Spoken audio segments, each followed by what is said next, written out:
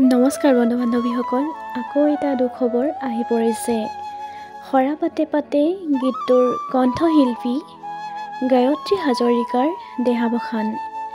হয় বন্ধু বান্ধৱীসকল, অসমৰ সাংস্কৃতিক জগতত আহি পৰিছে পুনৰ এটা দুখবৰ। মৃত্যু হৈছে কণ্ঠশিল্পী গায়ত্ৰী হাজৰিকাৰ।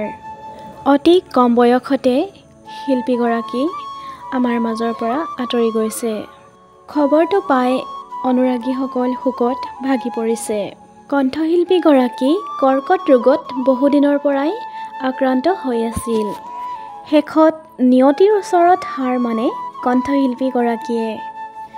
গুৱাহাটীৰ নেমকেয়াৰ হস্পিটেলত গায়ত্ৰী হাজৰিকাৰ দেহাৱসান ঘটে।